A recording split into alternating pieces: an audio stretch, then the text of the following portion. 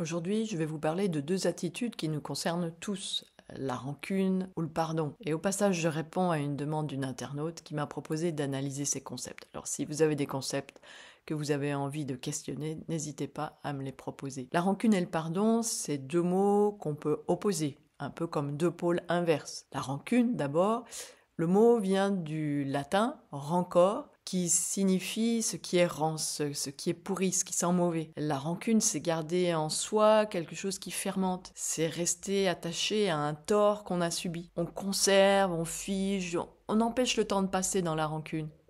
Et ça nous enferme dans l'impuissance. Le pardon, à l'inverse, il vient de perdonare, qui veut dire donner entièrement. Là, on relâche, on délie, on libère. La rancune, elle peut être étouffante. Avec le pardon, on respire à nouveau. La rancune, elle nous enferme dans le passé. Le pardon, il nous ouvre un avenir.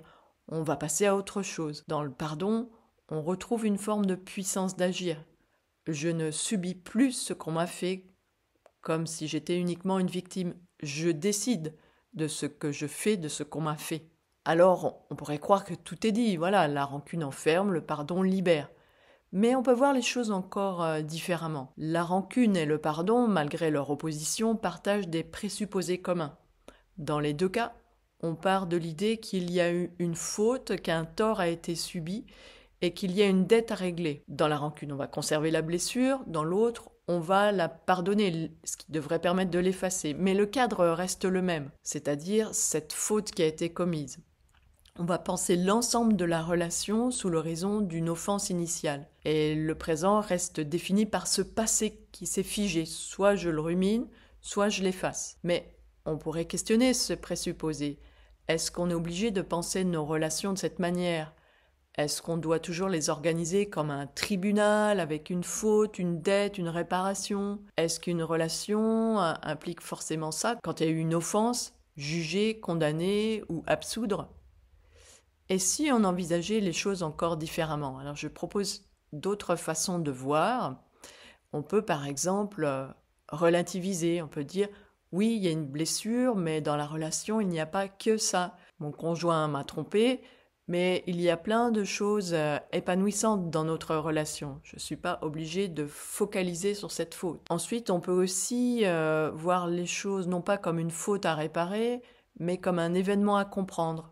Dans ce cas, l'autre, c'est pas seulement celui qui m'a blessé, il devient celui qui me révèle quelque chose sur moi, sur lui, sur la logique de nos relations. Si je reprends mon exemple, une tromperie amoureuse, dans le schéma classique, il y a deux options, soit je garde une rancune, je rumine la trahison, je reste enfermé dans la blessure, ou je pardonne la faute, peut-être pour sauver la relation. Mais il peut y avoir encore une autre voie. Estimer que il m'a trompé, il est parti avec quelqu'un d'autre, mais c'est pas grave. Je peux aussi transformer cet événement en occasion de connaissance, parce que la tromperie me révèle quelque chose de l'autre, bien sûr, de ses désirs, de ses manques, mais aussi de moi. Qu'est-ce que j'attendais vraiment de cette relation? Est-ce que je pensais que l'autre ne devait désirer que moi, qu'il devait faire comme je le souhaite, qu'il était à moi? Mais pourquoi cela me blesse autant? Qu'est-ce que ça me dit de ma vision de l'amour?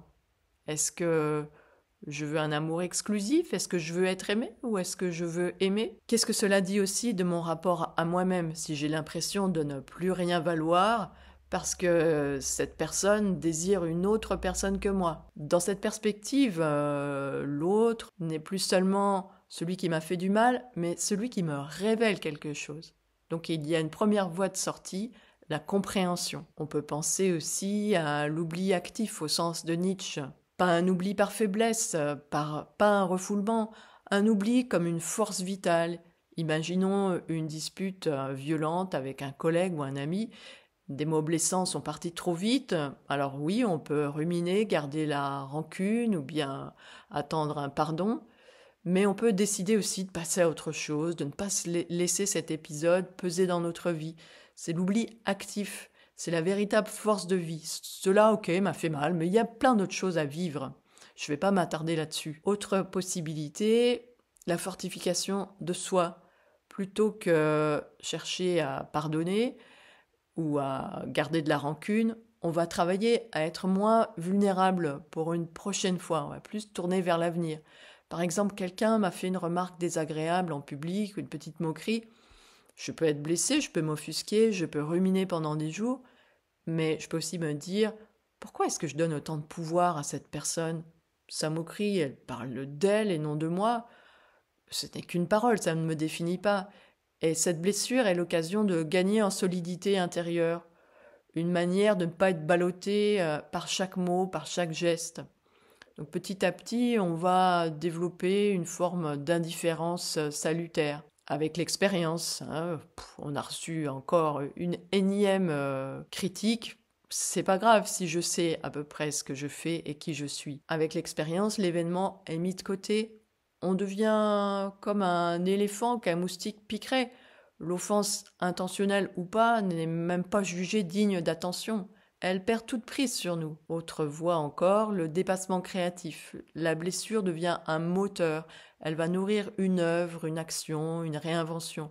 Ce qui aurait pu rester une plaie, une rancœur qui pourrit, devient un point de départ. La blessure ne disparaît pas, mais elle change de sens. Et enfin, il y a la reconnaissance de l'irréductible. Parfois, certaines offenses ne peuvent pas être oubliées, voire même pardonnées, sans qu'on tombe pour autant dans la rancœur. Et c'est ainsi, l'enjeu c'est pas de tout réparer, mais d'accepter l'imperfection des relations humaines, accepter que certaines choses resteront inachevées. Voilà donc plusieurs chemins possibles pour sortir du face-à-face entre rancune et pardon. La compréhension, l'oubli, la fortification, l'indifférence, le dépassement créatif et la reconnaissance de l'irréductible. Tous ces chemins sont différents mais avec une même idée, ne pas s'enfermer dans la logique unique de la faute et de la dette. Alors, et vous, quand vous vous sentez blessé, est-ce que vous choisissez de rester dans la rancune? Est-ce que vous pardonnez? Ou est-ce que vous explorez encore d'autres voies possibles? N'hésitez pas à le mettre en commentaire.